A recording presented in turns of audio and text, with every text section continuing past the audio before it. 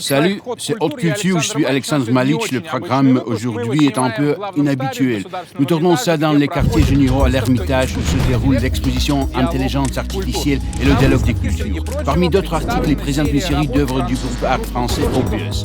Une de ces œuvres a été vendue chez Christie pour 430 000 $ américains. Il a été produit avec l'aide de la technologie GAN. Il fait partie de l'intelligence artificielle. Pour la première fois de l'histoire, une œuvre exécutée par une intelligence artificielle avait une telle valeur et était vendue à la Christie pour autant d'argent, et reconnue par la communauté internationale.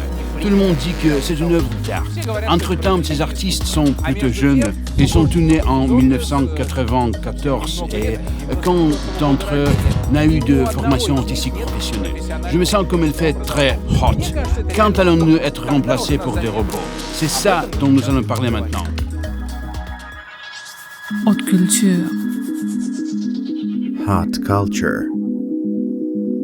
Haute culture.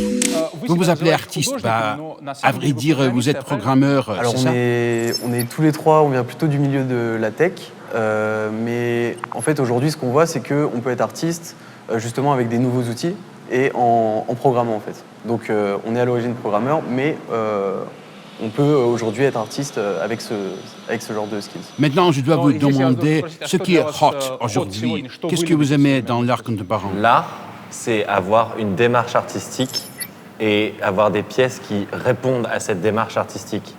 Notre démarche artistique, c'est d'expliquer l'intelligence artificielle au travers d'œuvres, et en ce sens, c'est de l'art. Eh bien, ma question était un peu différente. Vous écoutez quoi? Quelle musique? Quel art aimez-vous? Quel film regardez-vous? Par exemple, je sais pas, si on pense à une série, par exemple, une série qui nous tient pas mal à cœur, c'est Westworld, qui est une série justement qui porte sur le sujet de l'intelligence artificielle. Donc forcément, c'est quelque chose qui nous inspire un peu parce qu'on travaille avec l'intelligence artificielle. Ces séries télévisées ont-elles inspiré votre travail? Pas spécifiquement ça, mais plus généralement, les séries, les films et la science-fiction sont quelque chose qui sont très importants pour nous et qu'on adore, que ce soit dans les livres, dans les séries, dans les vidéos YouTube ou tout contenu autour de ce sujet. Par exemple, sur le sujet de l'intelligence artificielle, justement, il y a une littérature super vaste sur l'intelligence artificielle. Dans les films, dans les séries, c'est quand même un sujet qui est très présent. Donc forcément, ça nous a inspirés d'une manière ou d'une autre. Même si ce n'est pas directement l'inspiration pour ces portraits-là, par exemple. On aime d'ailleurs cacher des références à cette pop culture qu'on adore. Et par exemple, cette nouvelle série japonaise s'appelle Electric Dreams of Ukiyo, qui fait directement référence au titre original du livre Blade Runner. Si je demande à chacun de vous de dire quelque chose que vous jugez important de dire au public, ce qu'ils doivent voir, lire pour aborder le monde de l'art contemporain. On est tombé fan du travail de la matière de Anish Kapoor, pour ma part. Il y a un artiste aussi qu'on a rencontré qui s'appelle Clet, qui fait de l'art urbain et qui transforme des panneaux de signalisation. Et personnellement, je suis très fan de son travail. On a eu la chance de le rencontrer aussi. Donc... J'ai Ern. T'as pas envie? Non, je pense que c'est bon. Ouais. En vrai, t'aimes bien les deux aussi? J'aime bien les deux. Non, ouais, je pense que c'était des bonnes références. Tic, t'aimes le carreau. Même si c'est pas contemporain, c'est ultra contemporain. De quoi? Ton pote qui fait des clairs-obscurs. Ah ouais. Caravage? Ok, ouais, mais. Ça, c'est okay, ouais. Enfin, c'est pas vraiment contemporain, mais par exemple, moi, je suis très fan du Caravage. Et en l'occurrence, ça nous a inspiré sur certaines œuvres, justement, de faire un peu son style de clair-obscur. Mais bon, après, c'est pas une référence directement contemporaine, mais ça m'intéresse beaucoup. Ouais. Comment définissez-vous ce qui est hot aujourd'hui? Combien ça coûte? Combien de battages publicitaires génère-t-il? Où la popularité n'a pas d'importance? Alors, ouais, il y a un peu de tout. Par exemple, quelque chose auquel on est très attaché aussi, qui est pas forcément quelque chose qui coûte cher, c'est la sneakers, donc les chaussures, donc typiquement Nike ou des choses comme ça. On trouve que c'est aussi une forme d'art, et en fait pour nous, tout ce qui se rapporte au design, ça peut être transformé en art. Plus généralement, on assiste à une espèce d'anoblissement du hip-hop et de la culture hip-hop à laquelle on est profondément lié. On a des casquettes, des baskets, et ça nous fait super plaisir de voir que cet art du hip-hop, que ce soit la danse, le rap, toute cette catégorie-là devienne un art reconnu et mondialement reconnu. Et je pense que du coup, quelque chose qui nous inspire vraiment, en fait, c'est que, par exemple, des personnes comme Virgil Abloh qui ont réussi à prendre ce qu'ils aimaient, donc les vêtements urbains, et à le rendre un peu plus noble et à le montrer à d'autres types de personnes et à en faire de la haute couture. Nous, ça nous inspire beaucoup parce que, à la base, par exemple, l'intelligence artificielle, c'est quelque chose qu'on côtoie, qu'on connaît, qu'on aime bien et qu'on aimerait bien justement rendre aussi plus noble. Et avec nos œuvres, c'est ce qu'on a réussi à faire.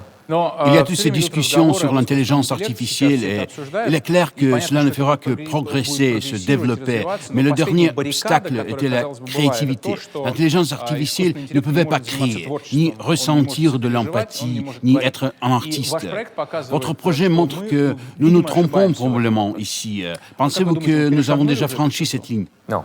Donc, c'est clair qu'on n'a pas dépassé cette limite où on a des machines qui, au même titre que les humains, peuvent construire tout un projet artistique qui part d'une démarche, d'une intention, de sentiments qu'il apporte dans un projet artistique et qui ensuite démontre via une œuvre.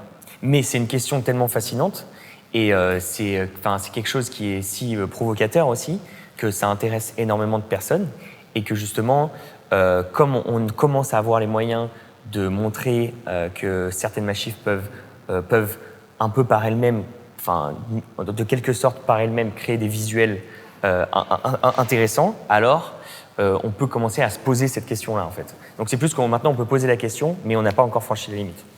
Parler de créativité pour une machine, ça peut pas être le bon mot. Parce que je dis pas de mon chien qui peut être créatif, ou je dis pas d'un appareil photo qu'il est créatif.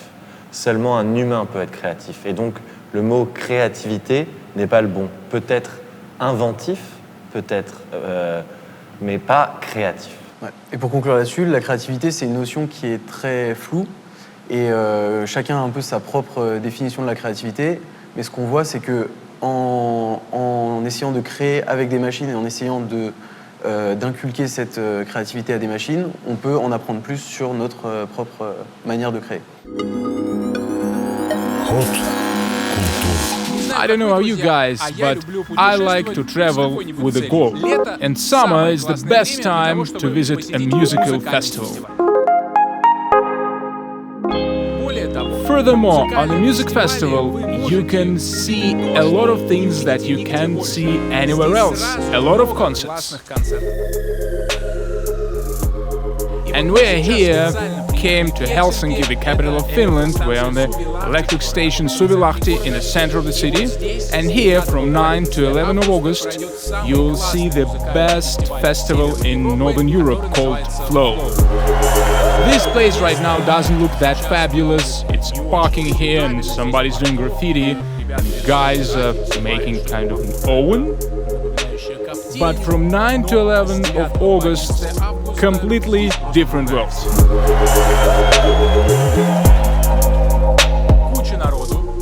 Dozens of people, 10 stages, a lot of bands from Cardi B to The Cure are the headliners this year, and somebody completely unknown. So I suggest you to get going and to come to Helsinki from 9 to 11 of August. See you!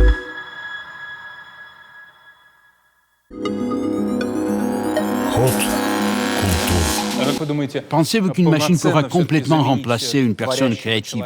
Pas maintenant, mais dans quelques temps. Comme on l'a dit précédemment, on adore la science-fiction. La science-fiction, c'est génial, mais ça doit rester de la science-fiction. On n'a pas de boule de cristal et donc on ne peut pas connaître le futur. Peut-être, peut-être pas, on ne sait pas. Mais en tout cas, dans un futur proche et pour travailler là-dedans tous les jours, on se rend compte que pour l'instant, il y a toujours besoin d'un apport humain pour réaliser quelque chose de purement artistique. Et si je termine, donc je pense que la bonne manière de voir les algorithmes d'intelligence artificielle qu'on utilise aujourd'hui, c'est les voir comme des outils, les voir comme un nouveau pinceau très performant ou une nouvelle caméra. Par exemple, justement, quand la photo est apparue, les gens ne pensaient pas que c'était de l'art et c'était un nouvel outil. On ne pensait pas que ça allait être un outil utilisé pour l'art. Et pour l'intelligence artificielle, c'est un peu la même chose. C'est un outil. Qu'aimeriez-vous que vos enfants et petits-enfants apprennent dans ce monde à venir? Ah ouais, ça c'est sûr. Il faudrait qu'ils codent dès qu'ils soient, dès le plus jeune âge, il faudrait qu'ils apprennent à coder parce que c'est une compétence si importante aujourd'hui et qui permet de faire tellement de choses qu'il faudrait faire ça le plus jeune possible. Alors, apprendre à travailler avec l'intelligence artificielle? Moi, je pense que la partie technique est primordiale, comme le disait Hugo, et on a besoin d'apprendre à coder aux plus jeunes. Mais on a besoin aussi d'apprendre à apprendre et de s'ouvrir l'esprit le plus possible. Parce que l'art, c'est parler de son temps, et pour pouvoir en parler, il faut le connaître et il faut s'y intéresser. Mais il faut vraiment comprendre que ça permet de faire tellement de choses qu'en fait, moi, si je devais donner un conseil à des parents, justement, ça permet de s'exprimer dans tellement de possibilités que c'est vraiment une compétence clé, quoi. Ouais, c'est ça, c'est un langage qui est universel en fait, mais qui doit permettre d'exprimer quelque chose de plus en fait. Donc ça peut pas se cantonner seulement à apprendre à coder, ça va être apprendre à coder pour transmettre quelque chose qui est extérieur. Non, Vous n'apprenez pas à écrire pour écrire, vous apprenez à écrire pour vous exprimer. Mais c'est comme tu ne vas pas à une école d'art pour devenir artiste. On n'y a pas été. En tout cas, nous, on n'y a pas été. Donc, c'est vrai que on peut devenir un artiste sans passer par ces choses-là. Et c'est justement, il faut plutôt être ouvert, quoi. C'est clair, il y a des exemples historiques de personnes qui sont devenues artistes sans cela, mais par rapport à ces œuvres que nous voyons aujourd'hui et qui sont exposées dans l'un des plus grands musées du monde, réalisées par des personnes qui ne sont pas d'artistes, et vous, ce que je comprends, n'êtes pas allés vous engager vraiment à cela, c'est juste arrivé, c'est ça? C'est la preuve que en fait, n'importe qui a un message à transmettre et qui a assez de volonté pour le transmettre et qui décide de le faire de manière artistique, il peut porter ce message jusque justement dans les plus grands musées.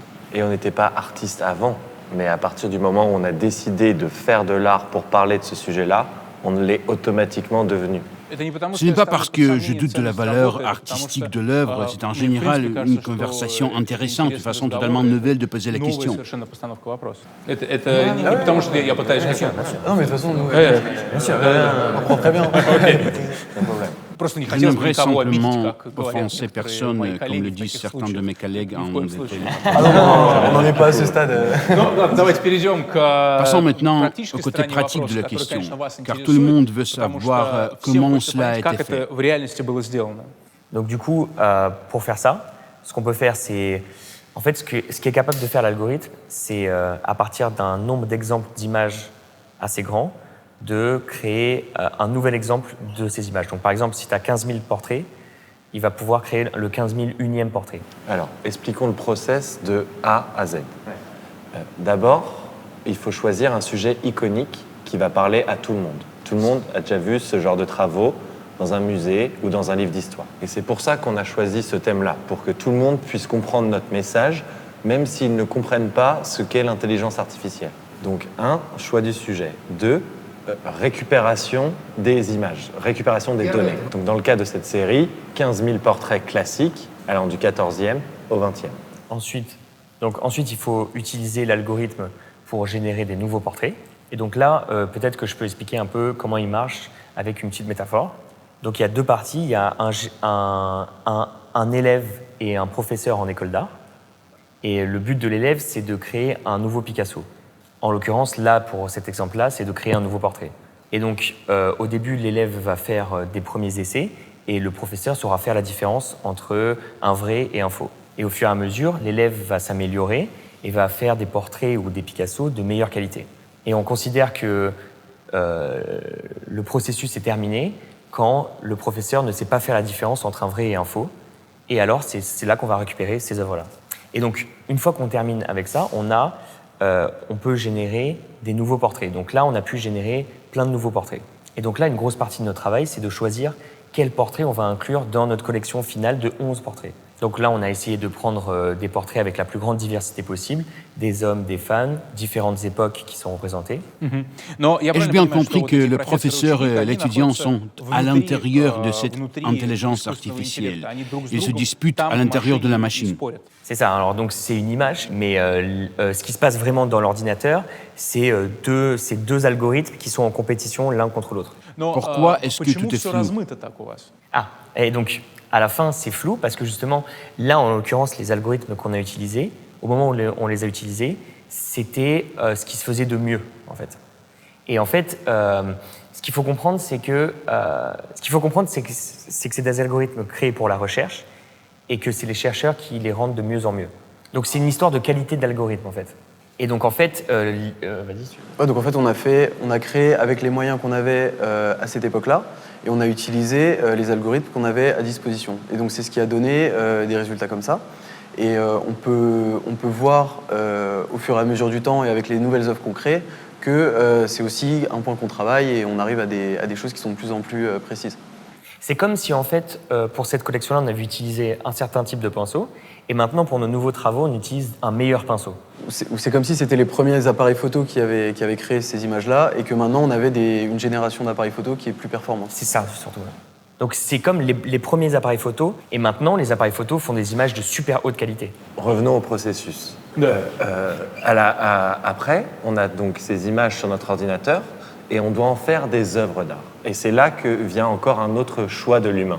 Et donc, quand on choisit le portrait classique, on essaye de se rapprocher le plus possible d'un portrait classique. Et c'est pour ça qu'on a mis le cadre en or et une signature en bas à droite. Et c'est pour ça que notre seconde série n'a pas exactement la même forme, parce qu'on essaye de s'approcher cette fois-ci de l'estampe japonaise. Et c'est très important parce que c'est ce qui fait la différence entre un fichier sur un ordinateur et une vraie œuvre d'art conceptuelle aboutie.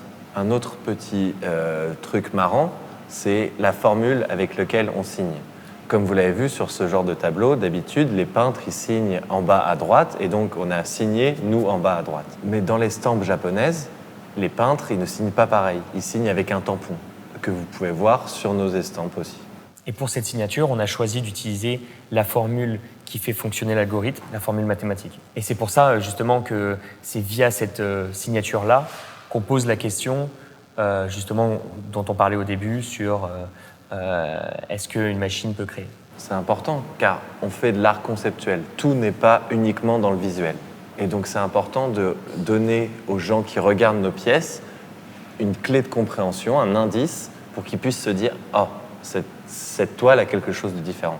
Je pensais juste que c'était bizarre que dans le monde où tout est fabriqué en HD, 4K, je ne sais pas combien de cas, la qualité de résolution vous donne une image très imprécise. Ouais, c'est sûr. C'est assez. Nous aussi, on a été très surpris par ce résultat. Donc maintenant, on a pu réfléchir un peu dessus et on pense que c'est dû aussi au fait donc premièrement que l'intelligence artificielle c'est un sujet qui est très central dans notre société et qui affecte un peu tout le monde. Deuxièmement que c'était la première fois qu'un tableau créé avec de l'intelligence artificielle était vendu dans une des grandes maisons d'enchères. Et donc en fait ça en a fait un peu une pièce emblématique qui rassemble tous les débats qu'on peut avoir autour de l'intelligence artificielle dans un objet physique et donc qui permet à tout le monde de parler de la même chose. Si je comprends bien, vous ne faites rien à la main. La machine vous donne ses travaux et vous ne les retouchez pas. Non, alors donc pas sur le portrait. Par contre, c'est nous qui signons à la main sur les tableaux. Et on tape aussi. Et aussi, bien sûr, on code l'algorithme. Donc, cet art est figuratif parce que vous avez embarqué ce type d'image, ces échantillons. Alors oui, justement, ça c'était un choix important dans notre collection.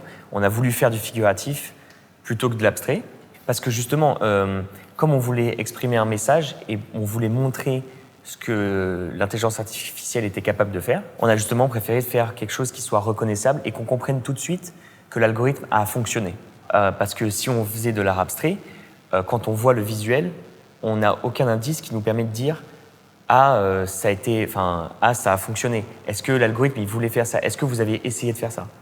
Et c'est pour ça donc, du coup, que même je pense que pour la suite de nos travaux, nous, on aime beaucoup l'art figuratif et je pense que la confrontation entre art figuratif et intelligence artificielle est quelque chose d'intéressant. Que pensez-vous? Si vous commencez à leur montrer de l'art figuratif et à embarquer votre code dans l'ordinateur, peut-il produire des images abstraites et vice-versa? Si vous montrez beaucoup de peintures abstraites, pouvez-vous avoir de la figuration dans la sortie? Alors, a priori, oui, c'est quelque chose qui est faisable, mais l'art abstrait, c'est très dur à évaluer, en fait. Parce que, par exemple, dans l'art classique, on a toujours évalué les artistes sur la qualité de leurs toiles, parce qu'ils faisaient des toiles figuratives. Alors que maintenant, dans l'art contemporain, c'est très dur de dire si quelque chose est bien ou pas bien, en fait. Donc, du coup, on pourrait faire ça avec de l'intelligence artificielle, mais il faudrait qu'il y ait un message intéressant derrière qui rende l'œuvre intéressante. Et encore une fois, si c'était abstrait, seuls les gens qui savent ce que c'est qu'un algorithme et l'intelligence artificielle pourraient comprendre ce qu'il y a derrière. Alors que dans le figuratif, on peut tout de suite voir où en est l'algorithme. Et c'est ça qui nous importe. Mais c'est possible. Ouais, je crois. Ouais. C'est pas notre créneau. Et nous, on est vraiment dans essayer de revisiter les grands thèmes de l'histoire de l'art. Et c'est vrai qu'aussi, pour nous, ça demande aussi parfois des sacrifices parce qu'on voit des œuvres créées par l'algorithme qui sont abstraites et qu'on trouve magnifiques, mais qui ne servent pas forcément le message qu'on a envie de donner. Donc, c'est pas des œuvres qu'au final, on montre forcément, mais on a quand même des résultats intéressants. Je voulais vous demander à propos du nom Bellamy, la famille Bellamy. Ce que vous voyez ici sont tous des portraits de la famille Bellamy. Donc je comprends, c'est votre gratitude envers le créateur du code, car ce code n'a pas été écrit par nos invités. Vous venez de prendre un code ouvert et l'avez utilisé, non? Alors, c'est pas le créateur du code, c'est le créateur de l'algorithme. Hugo vous en parlera mieux, mais c'est la personne qui est le brillant mathématicien qui a trouvé cette formule, pas le code. Il faut dissocier les deux choses. Et donc, du coup, cette personne-là, qui s'appelle Ian Goodfellow, c'est un chercheur en intelligence artificielle. Et ce qui est sympa, c'est que grâce à cette collection, on a pu même le rencontrer. Moi, j'ai pu le rencontrer et lui parler justement concernant ces œuvres-là. Mais vous avez eu un conflit, non? Il a créé ce code non pour le commercialiser, mais après avoir vendu le tableau, vous en avez tiré profit. Alors justement, ce qu'il faut comprendre, c'est que quand il invente cet algorithme, c'est un peu comme s'il découvrait un théorème. Donc c'est comme s'il trouvait le théorème de Pythagore. Et en fait, c'est pas quelque chose qu'on peut commercialiser, c'est juste du savoir. Si vous êtes un concepteur de logiciel, vous pourrez, à partir du théorème de Pythagore, faire du code et un logiciel. Et c'est ce logiciel-là que vous vendrez. Et son but à Ian Goodfellow, c'est pas de faire un logiciel, son but c'est de faire des découvertes scientifiques et de les donner à tout le monde. Ah oui, je comprends, comme une solution à un problème mathématique. Exactement, ouais. C'est pour ça qu'il n'y avait pas de conflit et c'est aussi pour ça qu'on a tenu à lui rendre hommage pour un travail qui, au final, fait avancer toute la Aussi société. exceptionnel. Ouais. Mais il avait en certain ressentiment de sa part sur Internet. Il a donné plusieurs interviews, donc son attitude n'est pas claire. Non, je crois qu'on ne parle pas de la même personne. En fait, il y a une autre personne qui, avant nous, a fait une implémentation donc, de cette formule. Et en fait, c'est cette personne qui était plutôt en conflit avec le travail que nous, on a réalisé, parce qu'il n'a pas souhaité le commercialiser et que nous, c'est quelque chose qu'on a fait. Et donc au début, comme on lui a demandé son accord, et il était d'accord parce que c'était un petit projet au début, mais au vu de comment on a reçu énormément d'attention et de succès avec cette collection, ensuite il a trouvé que c'était pas juste. Pourquoi a-t-il pensé ainsi? Parce que, en gros, comme on a repris une partie de son travail, mais qu'il était d'accord pour qu'on l'utilise, à la fin, il a considéré que c'était pas juste. Voyez ça comme on a repris ses réglages. Il est photographe, nous sommes photographes. On a repris ses réglages pour faire quelque chose et il dit que ces réglages sont une grosse partie de l'œuvre, alors que pas tant que ça. Quand on construit un algorithme, on l'écrit pas de zéro en fait. On prend plein de parties différentes qui sont en open source, on les assemble ensemble et on les fait marcher sur le sujet qui nous intéresse. Donc forcément, toutes les personnes qui ont contribué à l'écriture de ce code et toutes celles qui ont contribué avant elles, c'est des personnes qui ont participé à la création de ces œuvres. Mais je trouve important de rappeler qu'on parle uniquement de technique et pas de démarche artistique. parce qu'il reste des choix qui sont des choix de obvious, de mettre le cadre en or, de mettre la formule, de choisir le portrait. Et ça, ce sont des choix. Et ce n'est pas juste la partie technique qui fait une œuvre, c'est en quoi elle répond à une démarche plus générale. Et c'est d'ailleurs pour ça que Christie's est venu nous voir, parce que cette approche de présenter les portraits avec l'intelligence artificielle de manière compréhensible, c'est ce qui leur a plu dans notre approche et qui a fait qu'ils ont voulu le présenter à leurs clients aux enchères. C'est pourquoi le monde de l'art vous a reconnu? Voilà. C'est ce qui nous avait permis de rentrer dans le monde de l'art. D'accord, je n'avais pas demandé au début quelle est votre formation scolaire. Donc, moi, j'ai fait je fais de la recherche en intelligence artificielle. Je fais un doctorat de recherche en intelligence artificielle. Moi, rien à voir, j'ai étudié l'économie. Moi, c'était plus entrepreneuriat, économie. Comment se fait-il que vous soyez embarqué ça? C'est juste la fusion de nous trois, des personnes qu'on est et de ce qu'on aime, et ça a donné ce projet-là. Alors, ça a l'air cool, essayons. Exactement. Exactement. C'est plein de facteurs, il n'y a pas que du professionnel en fait, il y a aussi plein de facteurs personnels par rapport à ce que nous on aime, ce qu'on aime faire. On n'a pas fait d'école d'art, mais pour autant, c'est quelque chose qu'on aime vraiment et dont on est passionné. Mais vous aviez une certaine connaissance de l'histoire de l'art quand vous faisiez ça. On avait les bases. On a la chance d'avoir des parents qui nous ont amenés dans des musées et on a un peu visité le monde, donc on a une culture artistique. Et donc surtout, c'est parti du fait qu'à trois, on voulait créer un projet ensemble. Et on s'est dit qu'on allait utiliser l'intelligence artificielle parce que je faisais des études là-dedans. Et quand on a vu cet algorithme qui peut créer des nouvelles images, on s'est dit c'est génial, il faut faire quelque chose. Et là, pendant des semaines, on a réfléchi à ce que ça voulait dire de faire de l'art avec des algorithmes. Ça a posé des questions qu'on a trouvées fascinantes. Qui est l'artiste? Est-ce qu'un algorithme peut avoir de la créativité? Quelles sont les frontières de l'art? Est-ce que c'est pas un peu n'importe quoi si c'est nous qui le faisons? Et on s'est dit, allons-y, faisons quelque chose qui pourra parler au plus grand nombre et voyons si ça intéressera le grand public, le monde de l'art et certains, peut-être même des collectionneurs. Mais je pense que quelque chose d'important, c'est qu'à trois, il y avait une volonté de créer quelque chose. Donc en fait, on voulait tellement créer un projet, que ce soit professionnel, avec des potes, que du coup, on s'est amené vers la création même visuelle. En fait. Pourquoi est-ce devenu si cher, 430 000 $? C'est qu'au début, c'est juste une œuvre qui transmet un message, mais ce message, il a pris une telle importance au fur et à mesure que les médias se sont intéressés à ça, que l'œuvre en vente, elle est devenue iconique et que c'était devenu un brin d'histoire à acheter. Et donc pour quelqu'un qui s'en fiche de l'argent, acheter un brin d'histoire, c'est une super opportunité. Et le petit truc marrant, c'est qu'il y a déjà des gens qui demandent à la racheter plus cher.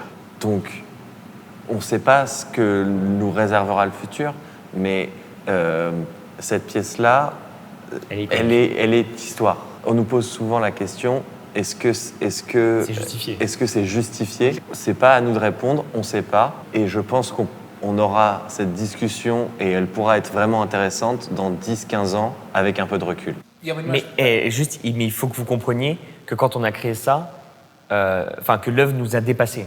Ce qu'il faut comprendre, c'est que l'œuvre, elle a pris une importance qui nous a dépassés. On n'a plus aucun contrôle là-dessus et maintenant on est juste spectateur. Au premier rang. Ce n'est peut-être pas dans votre intérêt financier de répondre à cette question, mais combien de ces œuvres pouvez-vous produire en 6 mois? Ça prend combien de temps? Une fois que l'algorithme est entraîné, on pourrait en faire des dizaines de milliers. Mais nous, notre approche, sauf que nous, c'est pas notre approche de faire ça. Et surtout, il y a une histoire que si on restreint le nombre d'œuvres, ça augmente la rareté. Donc par exemple, une règle qu'on a, c'est qu'on fait jamais 2 exemplaires de la même œuvre jusqu'ici. Et on signe des contrats avec les gens à qui on vend des œuvres pour qu'il n'y ait pas de reproduction.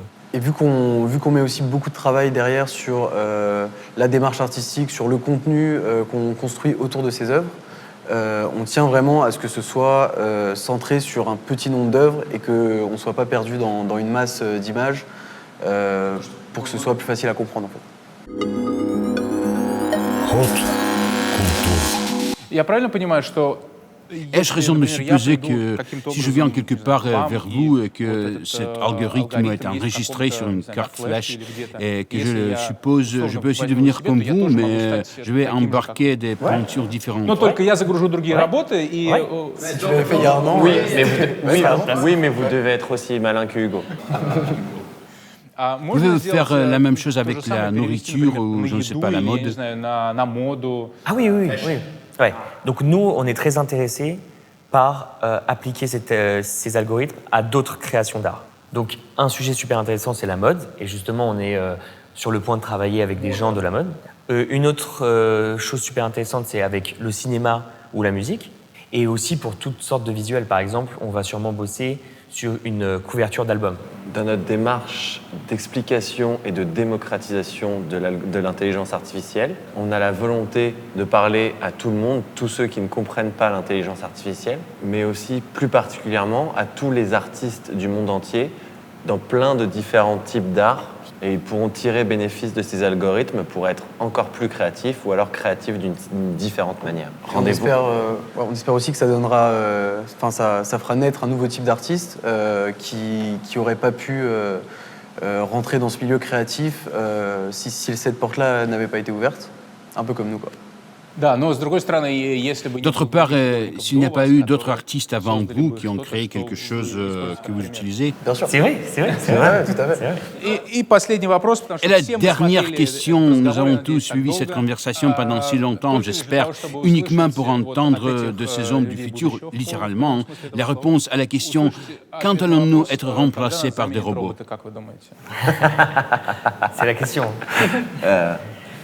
Ok, répondons chacun quelque chose. Alors, moi, en tant que chercheur en intelligence artificielle, je suis au courant de ce qui se fait de mieux en intelligence artificielle aujourd'hui. Et je peux vous dire qu'on est très loin d'avoir des robots qui nous mettent en danger.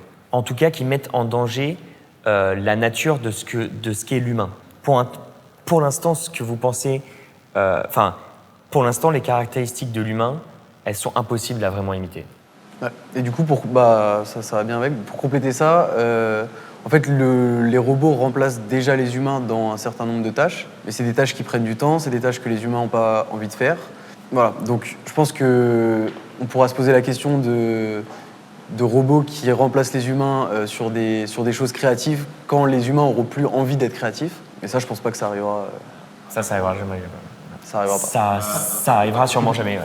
Et moi, je pense que l'humain restera toujours et que, quelle que soit l'avancée de la technologie, jamais les robots ne remplaceront les humains. Je pense que moi, le premier, je suis influencé par la science-fiction et tous ces récits de remplacement, mais qu'en fait, dans le futur, il y aura toujours un bouton débranché pour le moment où ça se passe mal. Pour vous que ce bouton marche. Et vous, est-ce que vous avez peur? Oui, j'ai un peu peur. J'ai peur de ne pas pouvoir atteindre ce bouton. Ah ouais, Surtout il y a le câble. Oui, le câble, la pile. Merci beaucoup, chers amis. Ça y est pour aujourd'hui. Comme toujours, vous trouverez tous les liens dans la description de la vidéo. Merci d'avoir suivi cette conversation, pas typique pour nous, mais j'espère que vous l'avez trouvée intéressante. À plus, abonnez-vous.